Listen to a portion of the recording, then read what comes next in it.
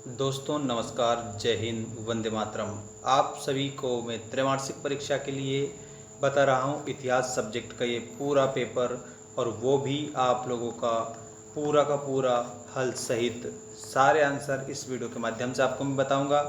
चलिए हम स्टार्ट करते हैं कक्षा 12वीं वाले स्टूडेंट्स का हिस्ट्री का ये पेपर। दोस्तों आपको एक सामान्य जानकारी मैं पहले दे देता हूँ।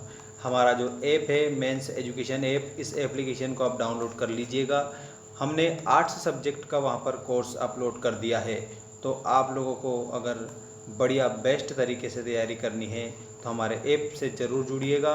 ओनली 499 में आप लोगों को वहाँ पर हमने आर्ट्स सब्जेक्ट का जो कोर्स है वो उपलब्ध करा दिया है, जिसमें आप लोगों को सभी वीडियोस मिलेंगे और इसके अलावा आपको जो भी इम्पोर्टेंट क्वेश्चन हैं, सारी इम्पोर्टेंट क्वेश्चंस और सभी जानकारी वहाँ पर आपको देखने को मिल जाएगी। देखिए ये रहा आप लोगों का पहला प्रश्न। निम्नलिखित प्रश्नों के सही विकल्प चुनकर लिखिए। सिंधु घाटी सभ्यता के स्थल से जुते हुए खेत के साक्ष्य मिले हैं। दोस्तों साक्ष्य का मतलब होता है सबूत, एविडेंस।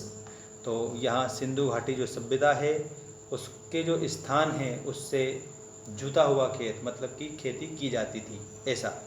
तो यहाँ आपको उत्तर के रूप में बता देना है कालीबंगा। कालीबंगा से मिले हैं साक्ष्य।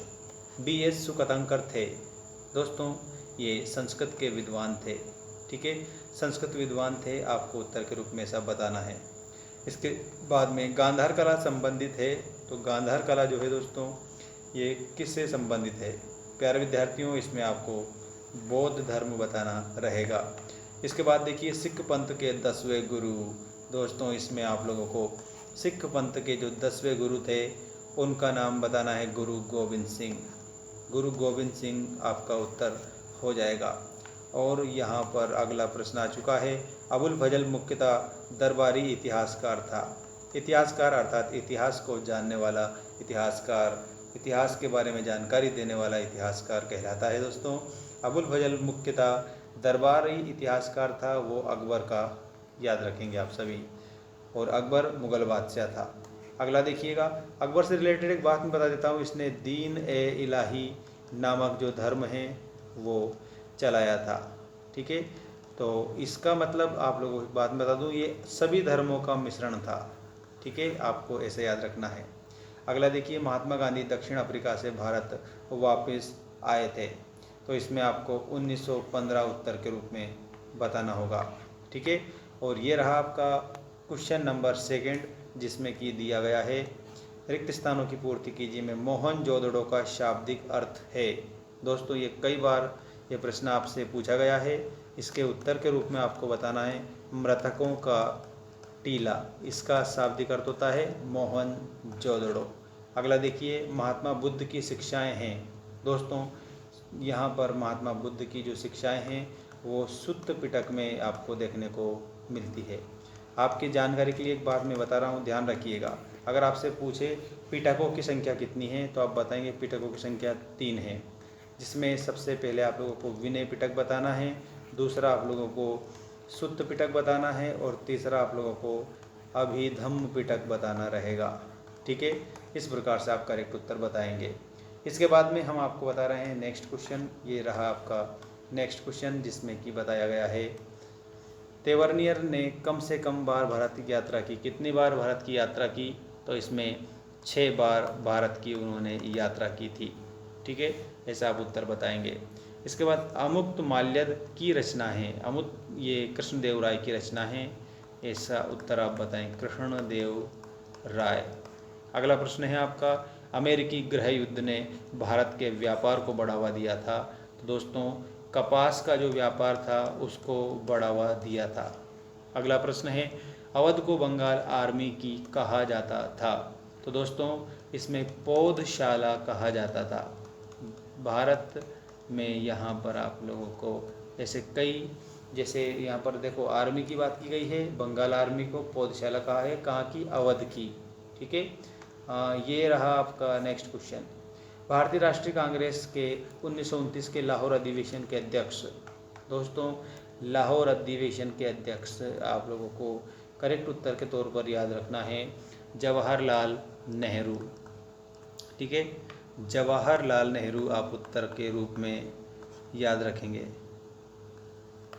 दोस्तों, हमारा जो भारत है इसके बारे में आपको एक बात बता रहा था। हमारा भारत विविधताओं से भरा देश है।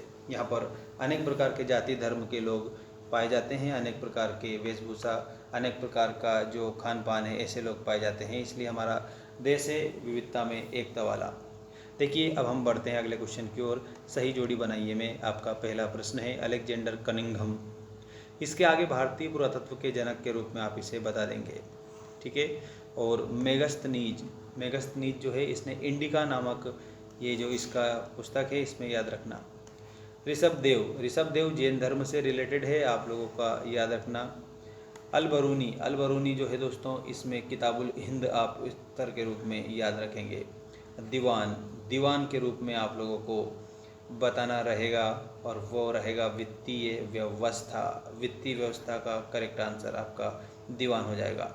लॉर्ड कॉर्नवालिस, तो दोस्तों इसमें इस्तेमारी बंदोबस्त आपका उत्तर के रूप में बताना रहेगा, ठीक है। और अब मैं आपको बता रहा हूँ एक शब्द या एक वाक्य में उत्तर लिखिए वाले इम्पोर्टेंट क्वेश्चंस। सभी क्वेश्चंस को आप कंप्लीट याद रखेंगे, एक भी क्वेश्चन आप छोड़ेंगे नहीं। सभी क्वेश्चन आपके लिए इम्पोर्टेंट है। देखिए, पहला प्रश्न है हड़प्पा सभ्यता किस पशु की पूजा की जाती थी? हड़प्पा सभ्यता में दोस्तों वृषभ की पूजा की जाती थी, जिसको आप कुबड़ वाला बैल भी कह सकते हो, ठीक है। तो हम यहाँ पर ऊपर लिख देते हैं, ऐसा का ऐसा ही आप लोग लिखना। अगला प्रश्न है आरंभिक भारत का सबसे प्रसिद्ध विधि ग्रंथ कौन सा है? विधि ग्रंथ नियम वाला, ठीक है। तो यह है मनुस्मृति, ठीक है। मनुस्मृति करेक्ट होगा। अगला प्रश्न है सुदर्शन झील का जीर्णोद्धार किसने करवाया था? तो दोस्तों जो सुदर्शन झील थी उसका जीर्णोद्धार रुद्रदामन ने करवाया था, ये आप उत्तर के रूप में याद रखेंगे। अगला प्रश्न है छोटा गणराज्य किसे कहा गया है? तो इसमें आप लोगों को गांव जो है, गांव को छोटा गणराज्य कहा जाता है। 5वीं रिपोर्ट ब्रिटिश संसद में कब प्रस्तुत की गई? तो दोस्तों इसके उत्तर के रूप में आपको 1813 लिखना रहेगा, ठीक है। 1813 में की गई थी।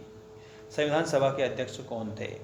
डॉक्टर राजेंद्र प्रसाद, आपको उत्तर के रूप में बताना रहेगा, ठीक है। और ये रहा आपका अब अगला प्रश्न, अनुच्छेद 356 क्या है? दोस्तों ये जो है इसके बारे में आपको जानकारी दे देता हूँ। अनुच्छेद जो 356 है 356, इसके अनुसार राज्यपाल की सिफारिश पर केंद्र सरकार को राज्य सरकार के सारे अधिकार अपने हाथ में लेने का अधिकार दे दिया गया है। मतलब कि याद रखना, केंद्र को राज्य का अधिकार, ऐसा आप बता सकते हैं, राज्य का जो अधिकार है राज्यपाल का वो किसको? केंद्र को, ठीक, अपने हाथ में लेने का अधिकार होता है अनुच्छेद 356 के अकॉर्डिंग। इसके बाद में देखिए सत्य असत्य लिखिए वाले क्वेश्चंस, जिसमें आपका पहला क्वेश्चन है प्रभावती गुप्त वाकाटक वंश की राजकुमारी थी।